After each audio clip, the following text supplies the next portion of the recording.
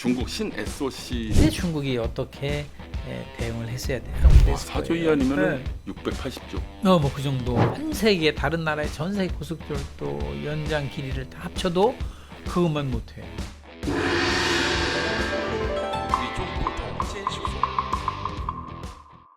안녕하세요. 차이나는 찐사부의 김원동입니다. 안녕하세요, 대표님. 예. 안녕하세요. 예.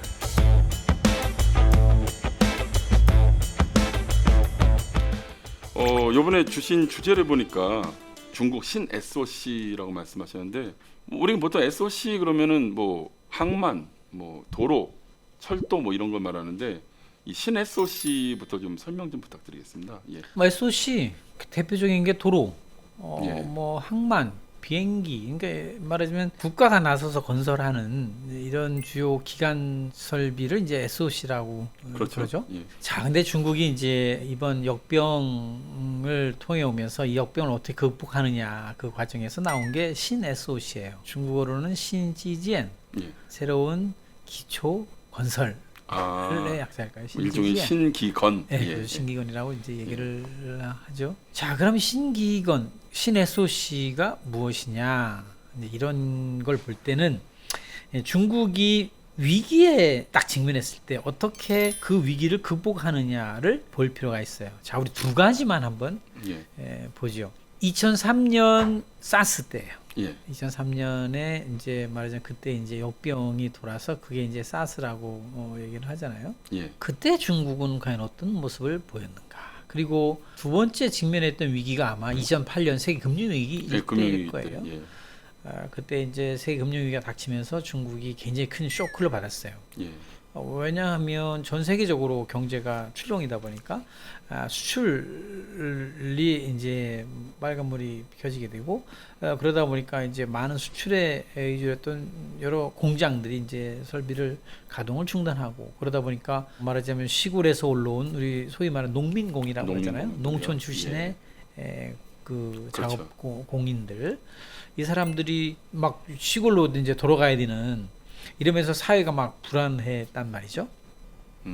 과연 이때 중국이 어떻게 대응을 했어야 하고 있는가 이런 걸 한번 볼 필요가 있다라는 것이죠. 2008년 얘기를 먼저 해볼게요. 경제 위기가 닥쳤을 때 중국은 국가가 전면에 났어요. 물론 뭐 여러 나라에서 보여지는 현상일 수도 있겠지만 중국은 그게 굉장히 강력해요. 그래서 그때 2008년에 언론에 등장했던 말이 구어진 민토회였어요. 구어진 민토회. 국가가 나서고 그렇죠. 국가가 나서서 민간이 뒤로 빠진다. 막 이런 뜻이에요. 국진 민퇴. 그러면 민간은 일종의 사유기업 뭐 이런 민영기업, 사기업, 민영사이드 사기업들이 그런 것이죠. 중국 경제를 이렇게 보면 지금도 마찬가지죠. 국유 사이드와 민영 사이드가 비슷하게 절반 정도 차지해요. 뭐 이런 금융 사이드까지 다 포함하면 그래서 전체 국가 자산에서 차지하는 포션 비중이 거의 절반 정도 돼요. 근데 그럴 경우에 위기가 닥쳤을 때 이제 국가가 나서서 이 위기를 극복하려는 움직임을 보이고 있다는 것이죠. 2008년 세계 금융위기 극복을 위해서 4조 위안 정도, 당시 GDP 한 13% 정도 됐을 거예요. 4조 위안이면 680조. 뭐 그 정도 되는 거죠. 그때 이제 4조 위안에 달하는 그 경기 부양 자금을 풀어서 그 위기를 이제 극복하게 되는 것이죠. 그럼 그 4조 위안의 돈이 주로 어디에 투입됐느냐 하면 SOC 분야에 많이 투입이 된 거죠. 물론 이제 그때 당시 소비 시장 육성을 위해서 뭐 농촌의 가구가 가전 기업을 사면 정부가 보조를 해주는 뭐 그런 정책도 취하곤 하지만 투자 쪽에 돈이 많이 흘러가게 되는데 그 흘러간 돈이 SOC 뭐 도로 만들고 철도 깔고 뭐 항만 만들고 비행장 건설하고 이제 등등인 것이죠.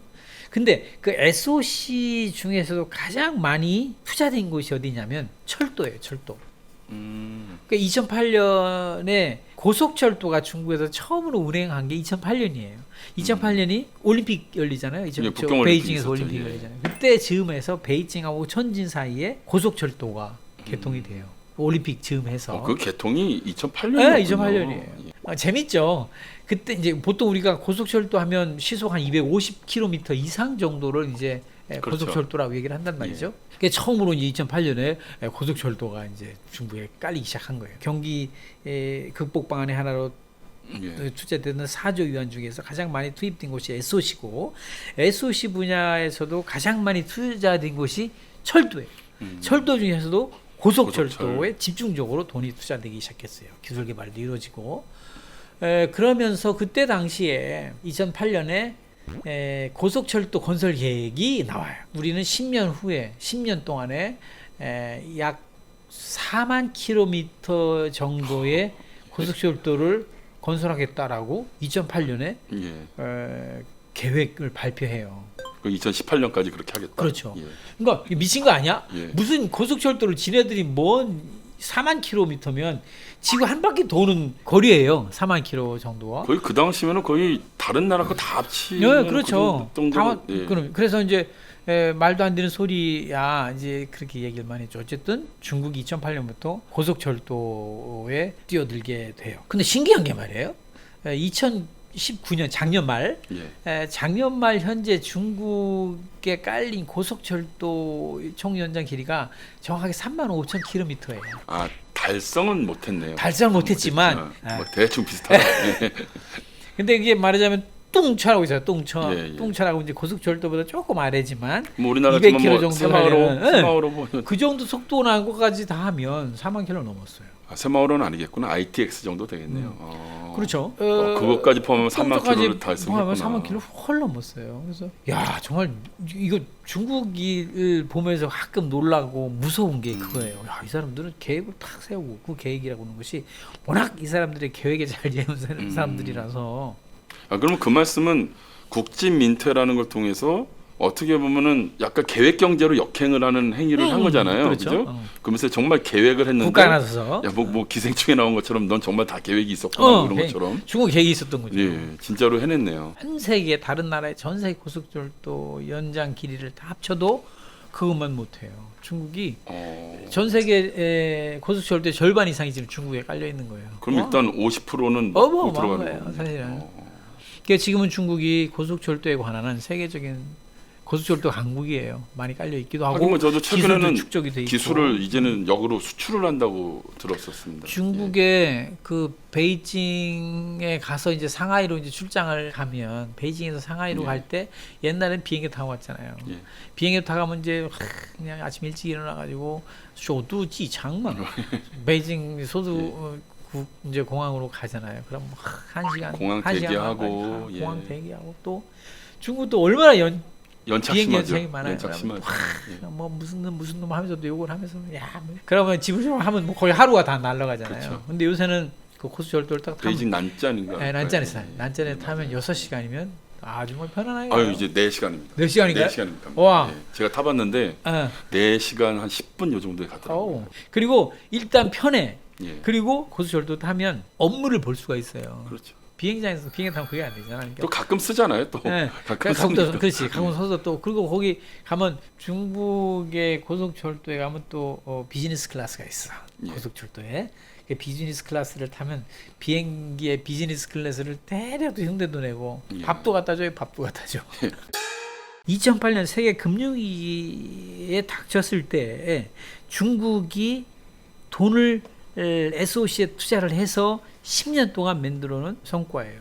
고속철도는 어떻게 생각하면 세계 금융위기가 낳은 어떤 위기의 패러독스라고 그럴까요? 그 위기가 오히려 중국의 전화위복이 되는 그런 결과를 우리가 어쨌든 목격하고 있는 거예요. 뭐 아까 말씀하신 그러면 뭐 농민공들 가장 그 사회 불안의 그 불씨라고도 할 수 있는 뇌관이라고 할 수 있는 농민공들이 이 철도 까는 일이니까 고용 유발 효과는 정말 대단했겠네요. 그렇죠. 그래서 중국이 어쨌든 2010년 들어서 다른 나라는 전부 다 금융위기 때문에 허덕거리고 있을 때 중국이 독야청청한 거예요. 막 그때도 2009년, 2010년, 2011년 이때도 막 경제 성장률이 10% 안팎을 왔다 갔다 했어요. 그러다가 나중에 6% 내려왔지만 결국 2010년에 일본을 제치고 글로벌 넘버 2가 되잖아요.